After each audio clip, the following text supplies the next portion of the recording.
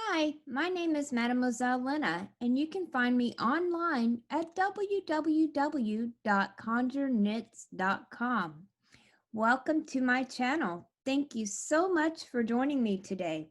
Today is Friday, August the 7th, 2020, and we are here for our card of the day. We are going to be using the Faeries Oracle by Brian Froud. I just love this deck. I'm probably going to use it the rest of the year, not even going to lie. So without any further ado, let's go ahead and get started. Oh, hey, if you guys missed last night's Conjure Crew, it was amazing. It really was. We had a really good chat. Got a lot of good questions from our members. If you haven't already signed up to join in on the conversation, please go to my website and click on the link that says Conjure Crew. Scroll to the bottom of the page and subscribe to Conjure Crew. It's amazing. We have such fun every single week.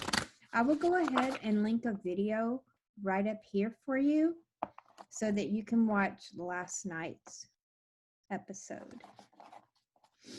Okay. All right, Spirit. What do you have for us for today, Friday, August the 7th? Lots of birthdays today. So happy birthday to everyone whose birthday is today. Let's see what we can get for you here. Spirit, what do you have for us for today? What message do we need to hear? What information do we need to know? Thank you, Spirit. Thank you.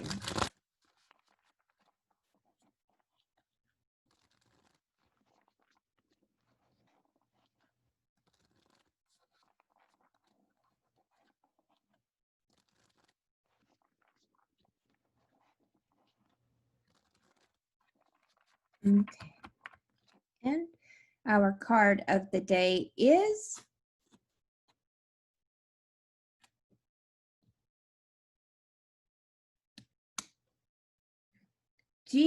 Habia. This is about imaginary fears, unreal hazards, realistic caution. He refuses to tell me what the G in his name stands for because he says the more we know about him, the less power he has and the harder it is to do his job. This tells you a lot about him. His powers lie in our imaginations and fears, not in the real world, not in any of the real worlds. This is the wicked thing in the closet who keeps frightened children awake at night with eerie, snuffling, wuffling sounds. But when you turn on the light and open the door, he isn't there. Brian wrote, "He exists only through the collection of our fears. The Habya thrives on fears, getting stronger and stronger until we face him.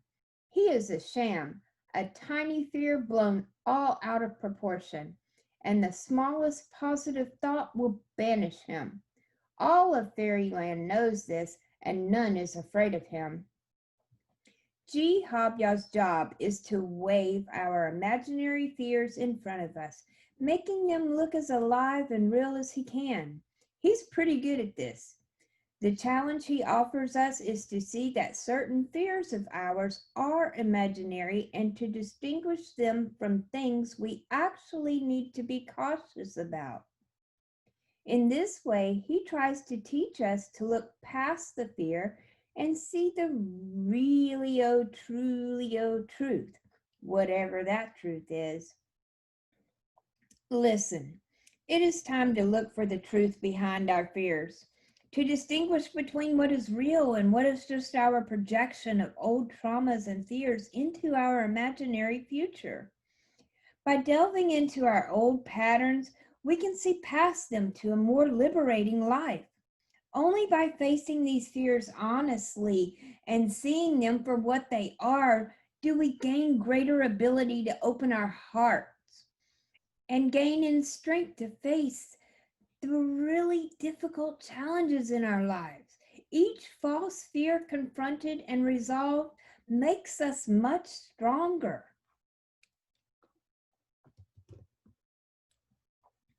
I understand how it is to be fearful in these uncertain times.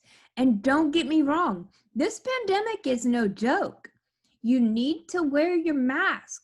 You need to wash your hands. You need to wipe down your handles of your car door.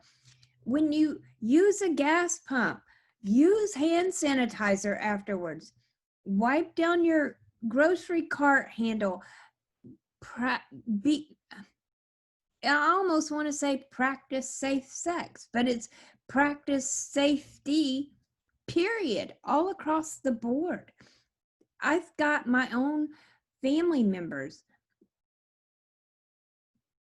that have contracted the coronavirus, and I'm telling you, it's not a joke.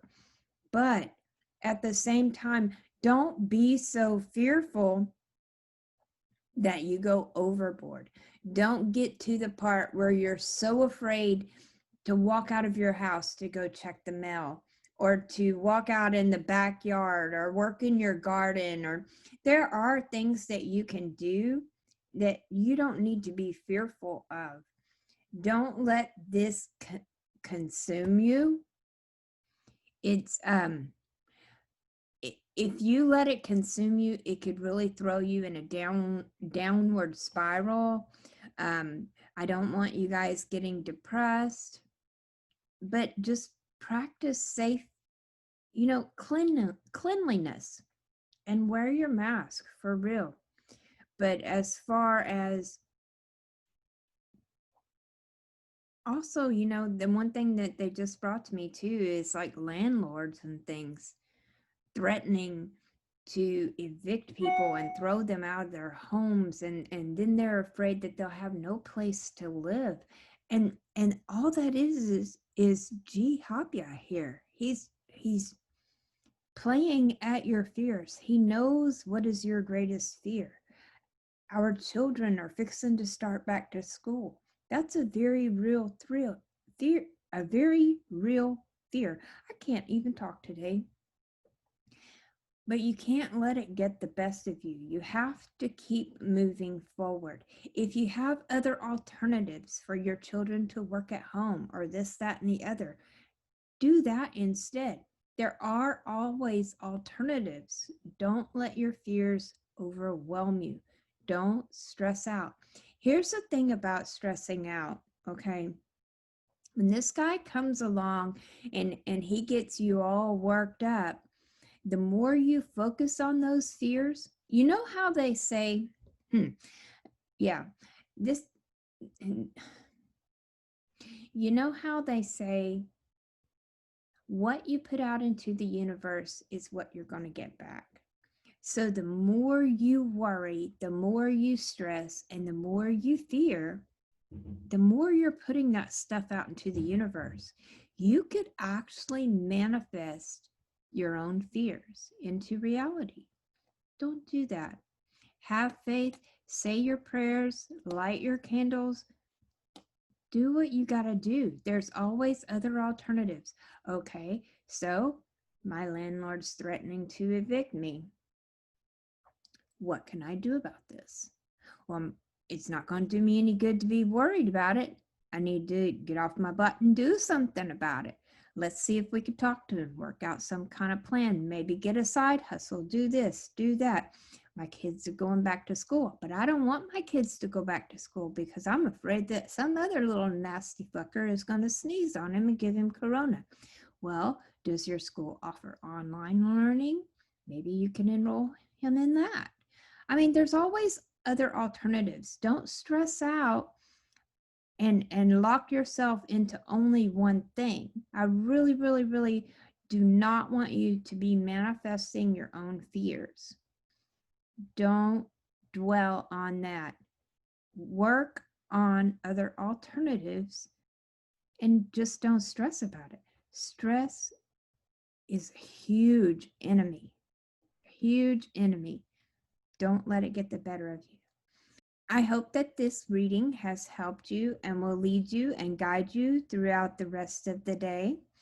And I hope you all have a very, very beautiful and stress-free day. Love you bunches.